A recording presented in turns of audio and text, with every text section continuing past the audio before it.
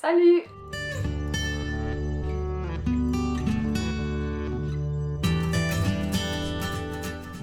Aujourd'hui je vous retrouve pour vous présenter ma pile à lire du Pumpkin Autumn Challenge. Donc j'avais déjà participé à ce challenge l'an passé et j'ai décidé de réitérer l'expérience cette année puisque j'avais franchement adoré. Le challenge est organisé comme chaque année par Gimose et se déroule du 1er septembre au 31 novembre. C'est ça, il a déjà débuté, mais j'ai tout de même décidé de vous présenter ma pile à lire maintenant. Bon, je suis un peu mal organisée, il faut savoir que la moitié de mes livres est à mon appartement à Paris et le reste ici. Du coup, je vais pas pouvoir vous présenter tous les livres. Vous aurez juste une image, mais je vais tout de même vous présenter les catégories auxquelles ils correspondent et je vais vous présenter les menus. Je vous explique pas vraiment ce que c'est le challenge, puisque je pense que vous le connaissez, et si ce n'est pas le cas, je vous mets dans la description les liens qui mènent aux vidéos de Gimose qui expliquent très bien ce qu'est le Pumpkin Autumn Challenge. Donc pour valider le challenge, j'ai choisi de valider l'option 2 avec l'intitulé, ça s'appelle Avoir les crocs, donc il s'agit de valider 2 livres, donc il s'agit de valider 2 sous-catégories par menu, donc les menus que je vais vous présenter juste après. Le premier menu s'appelle Automne frissonnant et la première catégorie de ce menu est... Je suis Médée, vieux crocodile. Alors pour valider cette catégorie, il suffit de lire un livre en lien avec l'un des mots ou tous les mots associés à cette catégorie. Donc ici les mots sont trahison, thriller, policier, horreur et épouvante. Alors pour cette première catégorie, j'ai choisi de me baser sur les mots thriller, trahison et policier, puisque le livre que j'ai décidé de lire n'est autre que Four Dead Queens, publié aux éditions Casterman et écrit par Astrid Scholt. Dans ce livre, nous faisons la rencontre de Kerali qui est une voleuse et un jour elle va voler un objet qu'elle n'aurait jamais dû dérober et découvrir quelque chose qu'elle n'aurait pas dû voir non plus, le fait que les 4 reines de Quadra ont été assassinées. Alors s'ensuit de nombreuses aventures, elle va tenter notamment de tirer profit de ces informations, mais aussi de retrouver le meurtrier. Ce livre est un livre qui me fait terriblement envie et je suis vraiment heureuse d'avoir réussi à le placer dans ce challenge. J'espère sincèrement avoir le temps de le lire d'ici fin novembre, mais avec tous les livres que j'ai prévu de lire, je ne suis pas sûre que ce soit le cas, mais je croise les doigts. La prochaine catégorie de ce menu s'intitule Les chimères de la Sylvie. Wow. La prochaine catégorie de ce menu s'intitule Les chimères de la Sylvie Rouge. Et pour valider cette catégorie, il suffit de lire un livre en lien avec les vampires, le gothique et les créatures de la nuit. Alors pour cette catégorie, je dois avouer que j'ai un peu triché et détourné les mots. J'ai choisi de lire Thorngrove, publié aux éditions Lynx et écrit par Cécile Guyot. Dans ce livre, il est question de forêts épineuses, de manoirs et de légendes noires, mais aussi de jumelles qui hantent les lieux. Donc certes, on n'est pas vraiment sur des créatures de la nuit, mais je pense que l'univers que je vais m'imaginer en lisant ce livre sera certainement un peu gothique, notamment grâce à la couverture que je trouve déjà empreinte ce style. J'espère que ce livre entrera dans la catégorie, mais j'ai décidé tout de même de tricher un peu et si ce n'est pas le cas, tant pis, je le lirai quand même pour le challenge puisqu'il me semble totalement adapté à l'univers général du challenge. La prochaine catégorie s'intitule Les supplices de la belladone et pour valider cette catégorie, il suffit de lire un livre avec la couverture noire. Alors je n'ai pas trop hésité pour cette catégorie, j'ai choisi de lire La 9e maison, le nouveau livre de Laïs Bardugo et je dois vous avouer que j'ai terriblement hâte de le lire et qu'apparemment je suis pas du tout la seule à avoir choisi de placer ce livre dans cette catégorie, donc j'espère qu'on sera nombreux à le lire et qu'on pourra tous en discuter ensemble puisque je pense que ce livre va beaucoup faire parler de lui. Alors avec ce livre on est sur un genre que je n'ai pas l'habitude de lire déjà puisque l'on entre dans une littérature adulte, mais aussi qu'on est sur un thriller fantastique, donc un univers assez noir avec une jeune femme qui est la seule survivante d'un massacre et qui se retrouve sur son lit d'hôpital.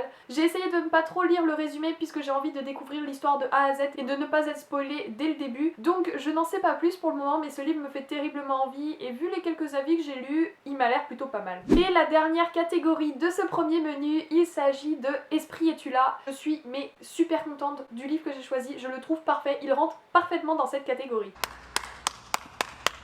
Pour valider cette catégorie, il suffit de lire un livre avec pour thème fantôme, fantôme du passé, famille, historique et classique. Donc pour cette catégorie, j'ai choisi de lire L'étrange vie de Nobody Owens, écrit par Neil Gaiman et publié chez Albin Michel. Dans ce livre, nous allons suivre un petit garçon qui s'appelle Nobody Owens et qui n'est pas tout à fait normal puisqu'il a été élevé dans un cimetière et a grandi aux côtés d'un couple de fantômes. Alors rien que pour ça, le livre a l'air super, d'autant plus que c'est Neil Gaiman qui l'a écrit, donc l'auteur de Coraline que j'ai beaucoup aimé. L'univers de Neil Gaiman est très riche et rien qu'à part ce petit résumé que je vous ai fait, je trouve que le livre est super intéressant. En tout cas, j'espère que ce sera le cas, j'ai vraiment hâte de le lire. On passe maintenant au second menu qui s'intitule Automne, douceur de vivre. Donc là, on va être plus sur des livres réconfortants, doudous, contrairement au premier qui était plus orienté sur un peu de l'horreur et des trucs un peu flippants. Donc ici, la première catégorie s'intitule Il fait un temps épouvantail.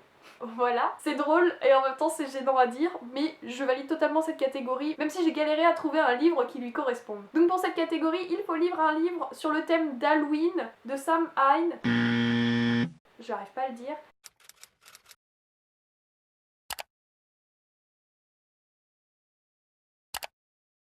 Samhain. Et de l'automne.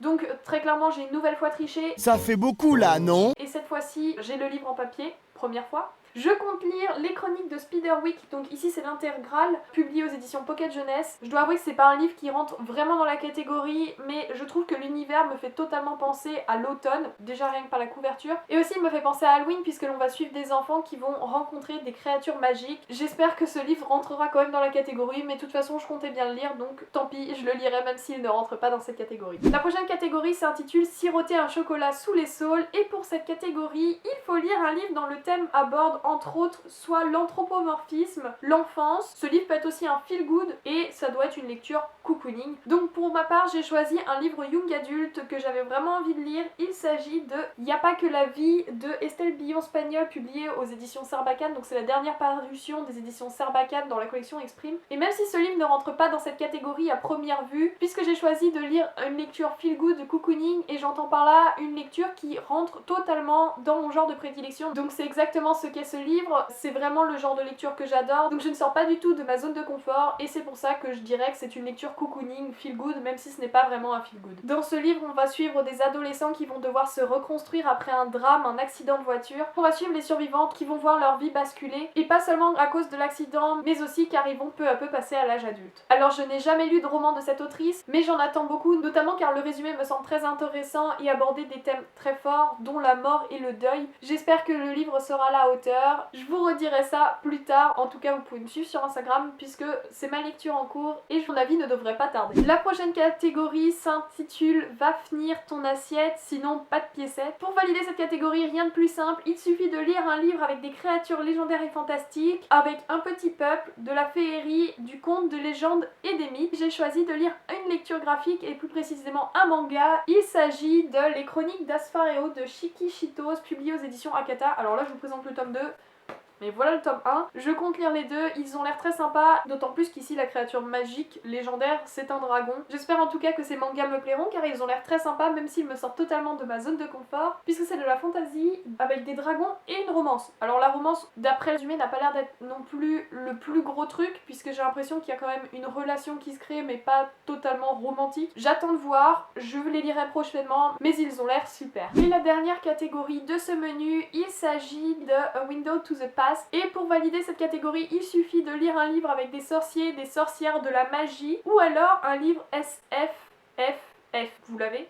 SFFF. Alors pour cette catégorie j'ai un peu triché mais je trouve que le livre rentre quand même pas mal dans cet univers. J'ai choisi de lire Les yeux des reines, donc écrit par Dominique Brisson et publié aux éditions Syros. Dans ce livre on ne parle pas de magie, on ne parle pas de sorcellerie, mais je pense qu'il peut rentrer dans la SFFF, je ne suis pas totalement sûre, puisque l'on va suivre Eren, une adolescente qui va perdre tous ses repères, où le monde va vraiment changer, ça va être très très bizarre. Donc par exemple les adultes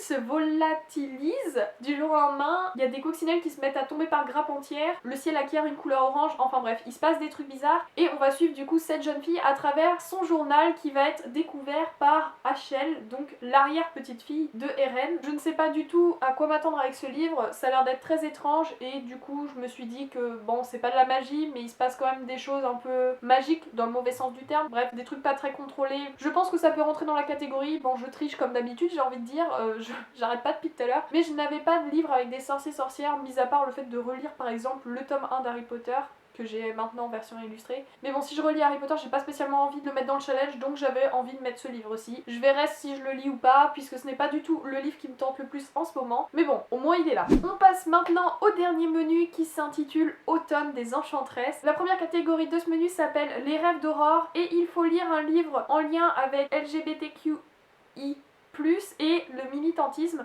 Alors je n'ai plus de livres dans ces thèmes là proprement parlé, puisque ce sont des thèmes dont j'adore apprendre des choses et que j'adore lire. Du coup j'ai trouvé un livre qui est un peu en lien avec le militantisme, même si je ne suis pas totalement sûre que ça sera abordé de cette façon-ci dans l'histoire. Il s'agit de Avez-vous vu Zachary Beaver de Kimberly Willis Holt, publié chez Gallimard dans la collection Scripto. Alors ce livre-ci je devais le lire cet été, il était dans ma palle de l'été, mais je n'ai pas eu le temps de le lire, du coup je vais le faire maintenant, en tout cas j'espère, pendant ce challenge. Ici Ici on va faire la rencontre de Toby et Cal qui vont eux-mêmes faire la rencontre de Zachary Beaver, un garçon du même âge qu'eux qui passe son temps dans une caravane et qui rêve de pouvoir voir le monde, de sortir. Malheureusement ce n'est pas le cas puisqu'il est en quelque sorte une bête de foire. Je ne sais pas exactement ce dont va parler le livre, je pense qu'on va tout de même aborder la liberté et l'acceptation des autres. Bref, je pense que ça peut correspondre au mot-clé militantisme même si je n'en suis pas sûre. Mais bon, vu que je n'avais pas d'autres livres, j'ai mis celui-ci. Après il faut savoir que ma pile à lire peut changer à tout moment puisqu'il suffit que j'ai une réception qui correspond parfaitement à une catégorie ou bien que je tombe sur un livre qui me donne terriblement envie, et bien ma palle, comme vous la voyez maintenant, risque d'exploser pour être totalement remaniée au goût des lectures que j'ai envie de lire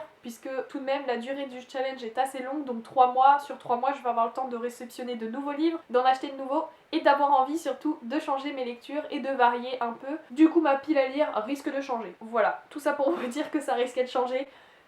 Je vous partagerai certainement en story sur Instagram ces futurs changements, mais pour le moment, on la laisse comme elle est. La prochaine catégorie de ce menu s'appelle Sarah Bernard, Monstre Sacré. Et pour valider cette catégorie, rien de plus simple, il suffit de faire correspondre un livre aux mots-clés dramaturgie, pièce de théâtre et art. Alors j'ai un peu joué sur les mots ici puisque j'ai choisi seulement art, mais je n'ai pas choisi un livre dont le style d'écriture est un art ou alors dont la forme est artistique, mais plutôt un livre qui parle directement d'art. Donc il s'agit de Trait pour trait, Dessine et tais-toi de Akiko Higashimura, publié aux éditions Akata. Donc c'est un petit manga qui me fait envie, notamment puisque je fais des études d'art. Je pense que ce sera très intéressant de voir ce thème abordé ici, d'autant plus que ce ne sera certainement pas le seul thème abordé. Prochaine catégorie de ce menu, il s'agit de Les écailles de Mélusine, et pour valider cette catégorie, il suffit de lire un livre en lien avec le féminisme, la transformation et la métamorphose. Alors pour cette catégorie, j'ai encore choisi un livre parfait. Encore c'est faux.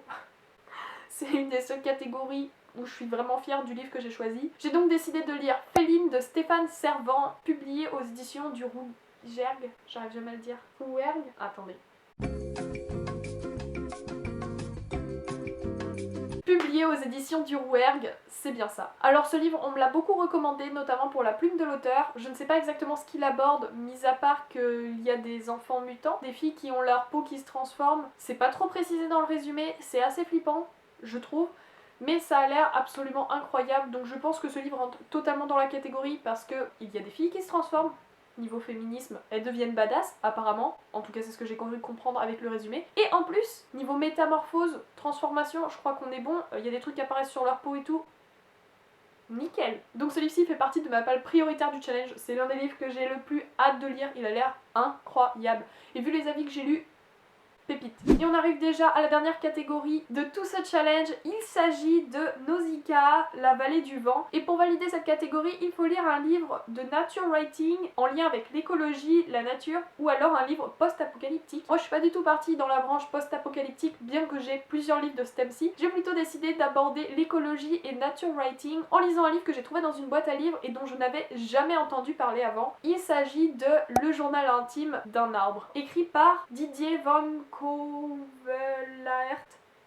Didier Van Cauwelaert. Dans ce livre, on va suivre Tristan, qui n'est pas un personnage comme les autres, tout simplement puisqu'il est âgé de 300 ans, mais surtout puisque Tristan est un arbre. Tristan vient d'être abattu, il est tombé au lever du jour, mais il continue de vivre et il aimerait savoir pourquoi. En tout cas, c'est ce que j'ai compris, je pense que c'est ce qu'on va découvrir dans ce livre. Il se demande s'il a une mission, s'il y a une raison pour laquelle il continue de vivre. J'espère vraiment que ce livre va me toucher et qu'il va être très beau, puisque je trouve l'idée de faire parler un arbre à travers un journal intime très touchante et très belle, poétique. Donc j'en attends beaucoup, mais bon, vu que j'en ai jamais entendu parler, je ne sais pas trop à quoi m'attendre. Je croise les doigts pour que ce livre me plaise. En tout cas, ce sera certainement une bonne découverte vu le thème. Du coup, voilà pour cette vidéo. J'ai vraiment hâte de vous partager l'avancée de mes lectures. Ça arrive bientôt en story Instagram. Enfin, ça sera certainement déjà arrivé quand vous regarderez cette vidéo. Le challenge a l'air super, donc comme chaque année, toutes mes lectures me donnent plutôt envie, donc j'ai hâte de les débuter et de vous en parler. Merci d'être resté jusqu'à la fin de cette vidéo. J'espère qu'elle vous a plu. Je vous invite à passer dans les commentaires, me parler de vos palles, des livres que vous pourriez me suggérer de lire pour certaines des catégories, ou alors tout simplement pour me donner votre avis sur certains des livres que j'ai cités. En tout cas, vraiment, merci d'être resté jusqu'à la fin. Je vous dis à la semaine prochaine, je l'espère, puisque avec la rentrée, plus rien n'est sûr pour les vidéos avec moi. Enfin bref. Je ne sais pas quand est-ce que vous aurez une prochaine vidéo, j'espère très prochainement puisque ça me manque de faire des vidéos et ça me manque de répondre à vos commentaires. D'ailleurs je suis très en retard sur les commentaires, je suis désolée. Je vous dis à la semaine prochaine, je croise les doigts, sinon à plus tard. Salut!